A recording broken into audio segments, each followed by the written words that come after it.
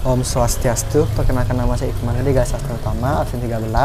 Di sini akan menjelaskan Tita Mahabharata dari Prabu Santanu sampai dengan peperangan. Oke, dimulai dengan kisah Mahabharata dimulai dengan pertemuan Raja Duswanta Sukantala yang menikah dan melahirkan Sang Bharata. Sang Bharata mendirikan Hastinapura dan keturunannya.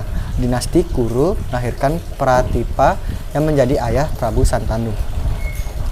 Prabu Santanu menikah dengan Dewi Gangga dan memiliki seorang anak bernama Dewa Brata. Akan tetapi, Dewa Brata tersebut diubah menjadi Bisma karena ia melakukan sumpah membujang selamanya dan tidak mewarisi tahta ayahnya. Setelah kepergian Dewi Gangga, Prabu Santanu menikahi Dewi Satyawati dan memiliki putra yaitu Sang Citragada dan Wicitrawirya. Demi kebahagiaan adik-adiknya, ia pergi ke kerajaan Kasi dan memenangkan sayembara sehingga berhasil membawa pulang 3 orang putri bernama Amba, Ambika, dan Ambalika untuk dinikahkan kepada adik-adiknya. Saat Citragada meninggal, Amba, Ambika, dan Ambalika menjadi istri Wicitrawirya. Dalam kejadian tragis, Amba akan bereinkarnasi sebagai Sri Kandi dan yang kemudian menewaskan Bisma di Kurusetra. Citra dan Wicitrawirya wafat di usia muda dan belum sempat memiliki keturunan. Citrawati mengirim kedua istri Wicitrawirya yaitu Ambika dan Ambalika untuk menemui Resi Biasa, sebab sang resi dipanggil untuk mengadakan suatu upacara bagi mereka agar memperoleh keturunan. Setelah dari itu, Ambika melahirkan seorang anak bernama Drestarastra dan Ambalika melahirkan putra bernama Pandu. Pandu menikahi Kunti, kemudian Pandu menikahi untuk yang kedua kalinya dengan Madrim. Namun, ia mendapatkan kutukan tidak akan merasakan hubungan suami istri lagi. Karena mengalami kejadian buruk seperti itu, Pandu lalu mengajak kedua istrinya untuk memohon kepada Yang Maha Kuasa agar dapat diberikan keturunan. Atas bantuan mantra yang pernah diberikan oleh Resi Biasa, alhasil ia memiliki 5 putra yaitu Yudhistira, Bima, Arjuna, Nakula, dan Sadewa yang dikenal sebagai Pandawa. Drestarastra menikahi Dewi Gandari dan memiliki 99 orang putra dan 1 orang putri yang dikenal dengan istilah Kurawa. Pandawa dan Kurawa merupakan 2 kelompok dengan sifat yang berbeda.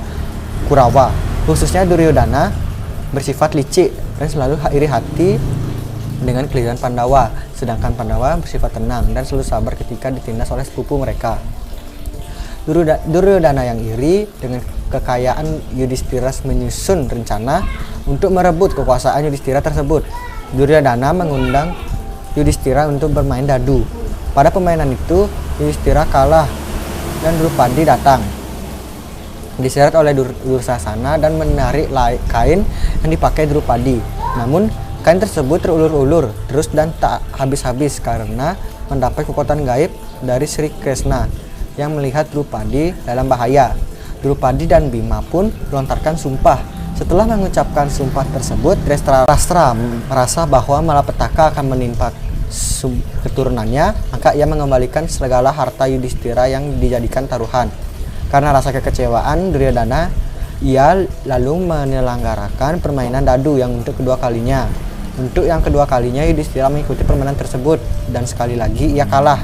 Karena kekalahan tersebut, Pandawa terpaksa meninggalkan kerajaan selama 12 tahun dan hidup dalam masa penyamaran selama setahun. Setelah masa pengasingan habis dan sesuai dengan perjanjian yang sah, Pandawa berhak untuk mengambil alih kembali kerajaan yang dipimpin oleh Duryodhana. Namun Duryodhana bersifat jahat, ia tidak mau menyerahkan kerajaan kepada Pandawa. Hal itu membuat kesabaran Pandawa habis. Pertempuran tidak dapat dielakkan lagi. Pertempuran Yudhistira dan Duryodhana berlangsung selama 18 hari penuh. Dalam pertempuran itu, banyak ksatria yang gugur. Selama 18 hari tersebut dipenuhi oleh pertumpahan darah dan pembantaian yang mengenaskan. Setelah perang berakhir, Yudhistira dinobatkan sebagai Raja Hastinapura. Setelah memerintahkan selama beberapa lama, ia menyerahkan tahta kepada cucu Arjuna, yaitu Parikesit. Kemudian Yudhistira bersama Pandawa dan Drupadi mendaki gunung Himalaya sebagai tujuan akhir perjalanan mereka.